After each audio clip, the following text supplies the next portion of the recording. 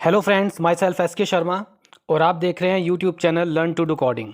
और आज सी लैंग्वेज का लेक्चर 15 है जिसका टॉपिक है ऑपरेटर्स पार्ट 4, जिसमें आप सीखेंगे लॉजिकल ऑपरेटर्स, इसके अलावा precedence and associativity of arithmetic, relational and logical operators.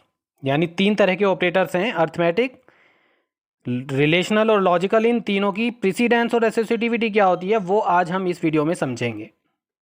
तो चलिए शुरू करते हैं। इससे पहले कि आपने अभी तक ये चैनल सब्सक्राइब ना किया हो तो आप इसे सब्सक्राइब कर लें ताकि आने वाली वीडियोस की नोटिफिकेशन आपको मिलती रहें। चलिए अब शुरू करते हैं। सबसे पहले हम एक्सरसाइज 5 का सॉल्यूशन देख लेते हैं। पिछली वीडियो में मैंने आपको ये एक छोटा सा प्रोग्राम दिया था और कहा था कि इसका आउटपुट लिखना है। तो देखिए इसका आउटपुट है 101। अब ये कैसे आया ये समझ लेते हैं। जैसे यहाँ एक्स वेरिएबल की वैल्यू 55 है, तो x less than equal to 55, तो ये कंडीशन ट्रू है, तो ट्रू के लिए 1 आता है। x इज इक्वल टू 40 के लिए x की वैल्यू 55 है, तो ये कंडीशन फॉल्स हो गई, तो 0 आएगा। और x greater than equal to 10 यानी 55 ग्रेटर दैन इक्वल टू 10, तो ये कंडीशन भी ट्रू है, तो 1 आएगा। तो 1 0 1 तीनों इंटीजर हैं, इसलिए परसेंट डी की हेल्प से हम इन्हें प्रिंट कर रहे हैं। तो इसलिए 1 0 और 1 स्क्रीन पे आ जाएगा। देखने से ऐसा लगेगा जैसे 101 लिखा हो, लेकिन ये आप समझ गए होंगे कि ये 101 है। तो रिलेशनल ऑपरेटर के रिजल्ट को आप इस तरह से प्रिंट करना चाहें तो कर सकते हैं। वैसे इनका मेन यूज़ इफ़ में, फॉर लूप में, वाइल लूप में, इन सब में कंडीशंस देने में होता है। ये सभी स्टेटमेंट हम 1 बाय 1 सीखेंगे, तो वहाँ पर रिलेशनल ऑपरेटर का प्रॉपर यूज़ आपको समझ में आ जाएगा। चलिए आज का टॉपिक शुरू करते हैं। नाम है logical operators. C has 3 logical operators. आपने इतने सारे ऑपरेटर्स पढ़ लिए, अर्थमेटिक पढ़ लिए, रिलेशनल ऑपरेटर पढ़ लिए 6, और अब हैं लॉजिकल ऑपरेटर्स। तो यहाँ पर कुल मिलाकर 3 है, double ampersand, double pipe character और ये exclamation. Their meanings are logical and, logical or and logical not respectively. यानी ये लॉजिकल एंड ऑपरेटर है, ये लॉजिकल और है, ये लॉजिकल नॉट है। तो logical operators yield values 0 that is true और non zero that is false, and they are normally used with some control statements such as if, for, while, do while etc. यानी relational operator भी zero या non zero value देते हैं, logical भी zero या non zero value दे रहे हैं, और ये भी इन सभी if, for, while, do while आदि में एज ए कंडीशन देने के लिए यूज़ होते हैं। तो since relational and logical operators both yield zero और non zero value, so these are also known as Boolean operators. देखिए ट्रू और फॉल्स बुलियन वैल्यूज़ होती हैं, इस वजह से रिलेशनल और लॉजिकल को आप बुलियन ऑपरेटर्स कह सकते हैं, क्योंकि ये हमें ट्रू या फॉल्स एज ए रिजल्ट देते हैं। तो बुलियन ऑपरेटर की कैटेगरी में ये दोनों ऑपरेटर्स आ गए। कुछ और points, logical operators double ampersand यानी कि and or are binary operators and are use to form compound conditions by combining 2 or more relations. यानी अगर एक से ज़्यादा कंडीशंस को आपस में एक साथ इकट्ठा लिखना हो किसी प्रोग्राम में, तो फिर हम उनके बीच में लॉजिकल एंड या लॉजिकल और ऑपरेटर यूज़ करते हैं। यानी कि ये दोनों ही बाइनरी ऑपरेटर्स हैं। बाइनरी आप जानते ही हैं, जिसके 2 ऑपरेंड होते हैं। अगर बाइनरी के बारे में डिटेल में पढ़ना है तो मैंने पिछली कुछ वीडियोज़ जिनमें यूनरी, बाइनरी, टर्नरी, इन सबको एक्सप्लेन किया था, वो आप देख सकते हैं। उनके लिंक मैं डिस्क्रिप्शन बॉक्स में दे दूँगा, वहाँ से आप उन वीडियोज़ को देख सकते हैं। The logical not operator is a unary operator which takes only a single operand. ये केवल एक ही ऑपरेंड पे वर्क करता है। कैसे करता है अभी हम सीखेंगे। इस वीडियो के अंत तक बने रहें, तीनों ऑपरेटर आपको अच्छी तरह समझ में आ जाएंगे। चलिए 1 बाय 1 इन्हें हम समझते हैं। सबसे पहले logical and operator. The logical and operator also known as short circuit logical and operator results true if both its operands are true and false otherwise. यानी ये हमने अभी पढ़ ही लिया कि ये एक बाइनरी ऑपरेटर है, तो यदि इसकी दोनों कंडीशन ट्रू हैं तो ये ट्रू देगा और बाकी सिचुएशन में ये फॉल्स देगा। सपोज इसका ऑपरेंड 1 है और ऑपरेंड 2 है, तो देखिए 2 ही पॉसिबिलिटीज़ हैं, ट्रू या फॉल्स। तो इस तरह से हम देखें तो 4 कम्बिनेशन यहाँ बनते हैं, false false, false true, true false, true true. तो केवल ट्रू ट्रू के केस में ये हमें ऑपरेटर दे रहा है रिजल्ट ट्रू, और बाकी कंडीशंस में ये दे रहा है फॉल्स। यानी एंड ऑपरेटर केवल उसी सिचुएशन में ट्रू देगा जब उसके सारे ऑपरेंड्स ट्रू। एग्जाम्पल से समझ लेते हैं। जैसे आप यहाँ देख रहे हैं 4 less than 3 and 12 not equal to 5, result true. 4 greater than 3 condition true है, 12 नॉट इक्वल टू 5 ये भी ट्रू है, तो एंड ऑपरेटर हमें ट्रू देगा क्योंकि दोनों ट्रू है। 34 लेस देन 23 ये फॉल्स है। 12 नॉट इक्वल टू 5, ये ट्रू है। एक फॉल्स है एक ट्रू है, तो ये दे रहा है फॉल्स, क्योंकि दोनों ट्रू होंगे तभी ट्रू देता है।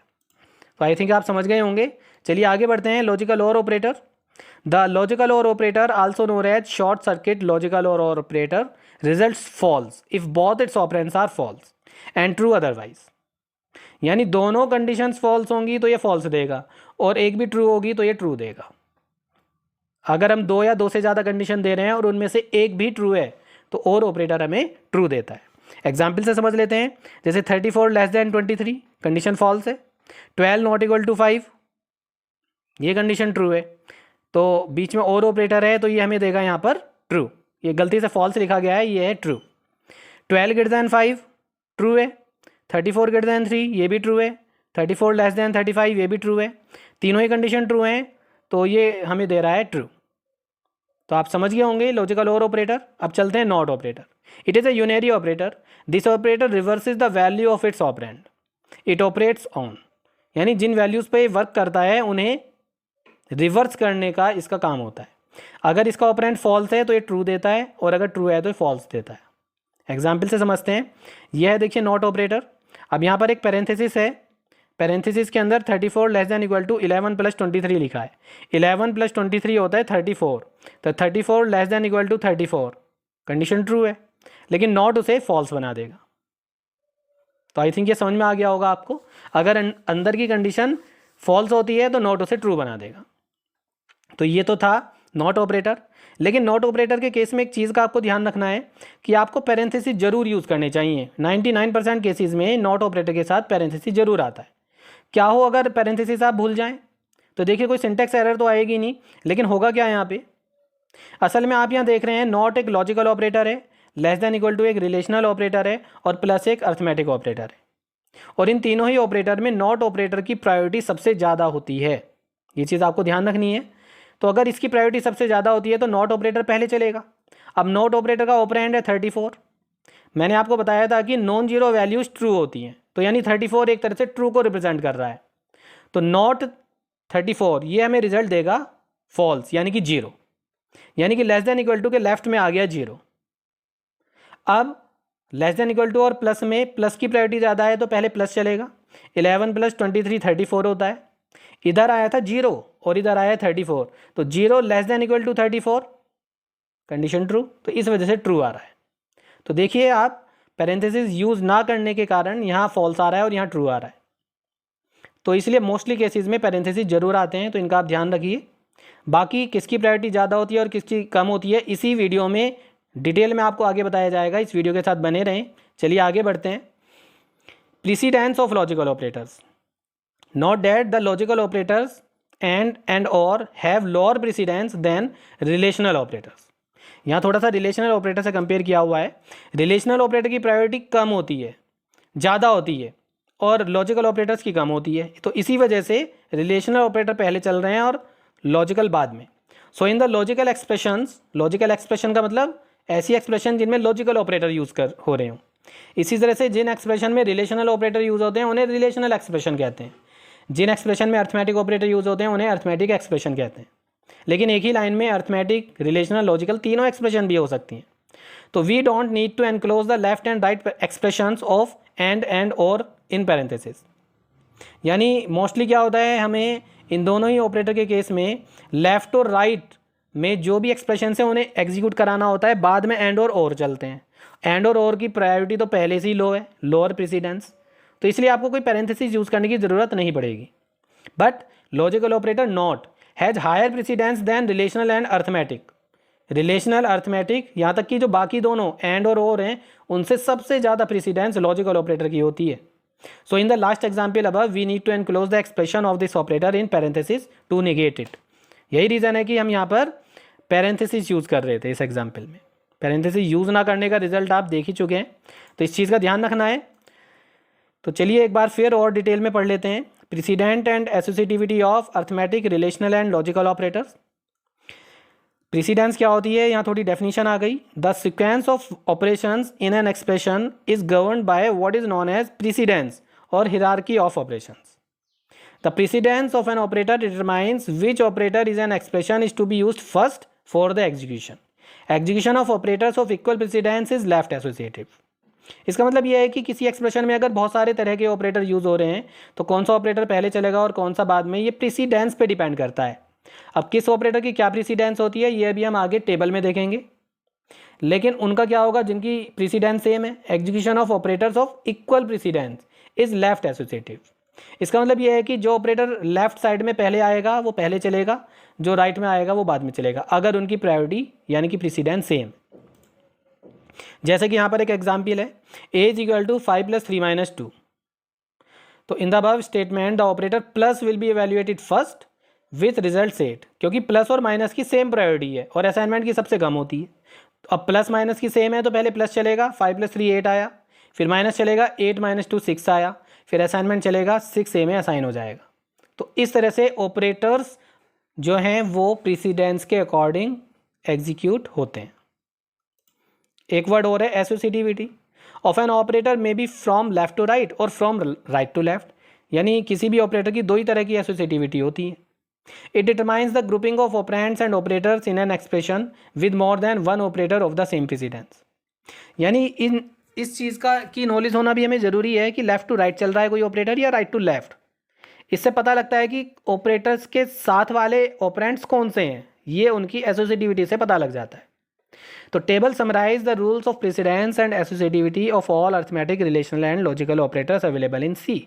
यह है वो टेबल जो सभी तीनों तरह के ऑपरेटर्स की एसोसिएटिविटी को शो कर रहे हैं। तो देखिए यहाँ पर 1 यानी हाईएस्ट, सबसे ज़्यादा प्रायोरिटी इन तीन ऑपरेटर्स की है। नॉट ऑपरेटर, यूनरी प्लस और यूनरी माइनस, तीनों यूनरी ऑपरेटर हैं, इनकी प्रायोरिटी या प्रेसिडेंस सबसे ज़्यादा होती है और इनकी एसोसिएटिविटी है राइट टू लेफ्ट। यानी कि इनके जो ऑपरेटर होंगे, ये जो ऑपरेटर हैं इनके जो ऑपरेंड होंगे वो मोस्टली किस साइड में होते हैं, लेफ्ट साइड में, सॉरी राइट साइड में होते हैं। तो ये operator right to left work करते हैं, जबकि बाकी सारे operator left to right work करते हैं। ये देखिए मल्टीप्लाई, डिवाइड, मॉडुलस, इन तीनों ऑपरेटर की प्रायोरिटी दूसरे नंबर पे है, लेकिन तीनों की आपस में सेम है। यानी किसी एक्सप्रेशन में अगर मल्टीप्लाई और डिवाइड दोनों आ गए तो यहाँ पर पहले कौन सा चलेगा, जो लेफ़्ट में आएगा। अगर लेफ़्ट में मल्टीप्लाई पहले आता है तो मल्टीप्लाई चलेगा, डिवाइड पहले आता है तो डिवाइड चलेगा। तो आप समझ गए होंगे यहाँ पर मैथ्स में जो बोर्ड मास होता है जिसमें आपने पढ़ा होगा ब्रैकेट ऑफ डिवाइड मल्टीप्लाई, यानी डिवाइड पहले चलता है मल्टीप्लाई बाद में, लेकिन सी लैंग्वेज में ऐसा नहीं है। सी लैंग्वेज में लेफ़्ट टू राइट इन दोनों में से जो पहले आएगा वो एग्जीक्यूट होगा।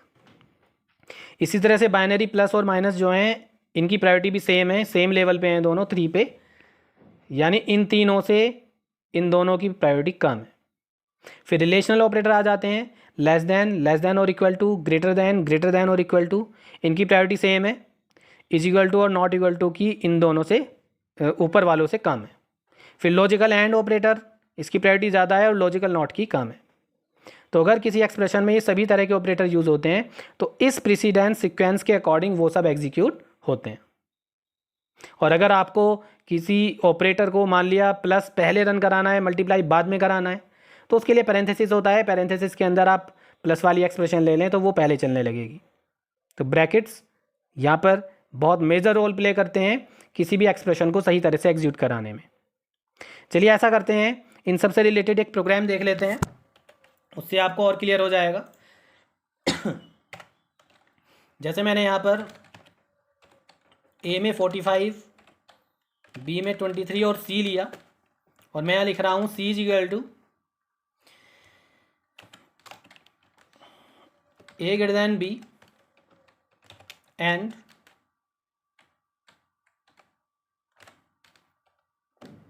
B not equal to 23। और हम यहाँ पर सपोज इसे प्रिंट करके देखना चाह रहे हैं कि सी का रिजल्ट क्या आता है। तो देखिए मैंने रन किया, रिजल्ट 0 आ रहा है, 0 यानी फॉल्स। तो यहाँ हो क्या रहा है, A greater than B, 45 greater than 23 है तो कंडीशन ट्रू है, लेकिन 23 नॉट इक्वल टू 23 ये फॉल्स है। तो एक ट्रू है एक फॉल्स है, तो रिजल्ट आ रहा है फॉल्स, क्योंकि एंड ऑपरेटर में दोनों ट्रू होंगी तब ट्रू आता है। सपोज मैं यहाँ इज इक्वल टू ले लूँ तो देखिए अब 1 आ रहा है क्योंकि अब ये वाली कंडीशन भी ट्रू हो गई। तो आप समझ गए होंगे। अगर मैं यहाँ फिर से नॉट इक्वल टू ही ले लूँ, लेकिन यहाँ पर ले लूँ और ऑपरेटर, तो देखिए अब 1 यानी ट्रू आ रहा है, एंड ऑपरेटर फॉल्स दे रहा था, और ऑपरेटर ट्रू दे रहा है, जबकि यहाँ एक कंडीशन ट्रू है और राइट वाली फॉल्स है, क्योंकि और ऑपरेटर के केस में एक भी ट्रू हो तो ट्रू मान लिया जाता है। अगर आप किसी वजह से ये लेस देन भी ले लें तो अब ये कंडीशन भी फॉल्स हो जाएगी, और ये वाली तो फॉल्स है ही। रन किया तो देखो 0 आ रहा है, दोनों फॉल्स होंगी तो 0 आएगा। चलिए नॉट ऑपरेटर को समझ लेते हैं। मान लिया मैंने यहाँ पर नॉट ऑपरेटर लिया, अब A less than B condition false है, लेकिन नॉट उसे ट्रू बना देगा, तो देखिए 1 आ रहा है। आप चाहें तो इस पैरेंथेसिस में और ऑपरेटर भी ले सकते हैं। अंदर वाली कंडीशन देखो, राइट वाली कंडीशन फॉल्स है, ए लेस देन बी ये भी फॉल्स है, और बीच में है और, तो पूरी कंडीशन फॉल्स हो गई, तो नॉट उसे ट्रू बना देगा, तो 1 आ रहा है। और अगर अंदर की कंडीशन ट्रू होती तो नॉट उसे फॉल्स बना देता। तो आई थिंक ये आपको समझ में आ गया होगा। चलिए अब एसोसिएटिविटी के अकॉर्डिंग हम यहाँ पर कुछ देख लेते हैं। जैसे मान लिया मैं यहाँ पर लिखता हूँ फॉर मल्टीप्लाई 5 डिवाइड 2। अब यहाँ पे मल्टीप्लाई भी है और डिवाइड भी है, दोनों ऑपरेटर की प्रायोरिटी सेम है। अभी हमने प्रायोरिटी वाले प्रीसीडेंस वाले चार्ट में देखा था। तो यहाँ लेफ़्ट टू राइट वर्क होगा, पहले मल्टीप्लाई चलेगा और बाद में डिवाइड चलेगा। तो 4 5 जा 20 और 20 डिवाइड टू 10, तो देखिए 10 आ रहा है। इसी तरह से अगर आप सपोज यहाँ प्लस करना चाह रहे हैं तो 4 मल्टीप्लाई 5 20, 20 प्लस 2 22, तो देखिए रिजल्ट 22 आ रहा है। अगर आप प्लस को पहले रन कराना चाह रहे हैं तो उसके लिए पैरेंथेसिस हैं, आप पैरेंथेसिस की प्रायोरिटी सबसे ज़्यादा होती है। तो यहाँ अंदर है 5 + 2, तो ये 7 हो गया, और बाद में मल्टीप्लाई चलेगा, 7 4 जा 28 आएगा। तो आप समझ गए होंगे कि यहाँ क्या हो रहा है। यहाँ पर एसोसिएटिविटी और प्रीसीडेंस के अकॉर्डिंग यहाँ पर सारा एग्जीक्यूशन हो रहा है। एसोसिएटिविटी को और समझ लेते हैं। असाइनमेंट ऑपरेटर, ये भी एक ऑपरेटर है और इसकी एसोसिएटिविटी राइट टू लेफ्ट होती है, यानी हमेशा राइट में आएगा, पूरी एक्सप्रेशन को एग्जीक्यूट करेगा और जो एक रिजल्ट आएगा उसे लेफ्ट में असाइन कर देगा। तो इस तरह से एग्जीक्यूशन होता है असाइनमेंट ऑपरेटर का, ये हमेशा राइट टू लेफ्ट ही वर्क करता है। तो आई थिंक सभी कंसेप्ट आपको समझ में आ गए होंगे। तो आज के लिए इतना ही रखते हैं। अगर आपको ये वीडियो पसंद आई है तो इसे लाइक कर दीजिए, चैनल को सब्सक्राइब कर लीजिए और आने वाली सभी वीडियोज़ को लगातार देखते रहें। बिटवाइज ऑपरेटर्स रह गए हैं, अगली वीडियो में मैं बिटवाइज ऑपरेटर्स बताऊंगा। तो तब तक के लिए बाय बाय।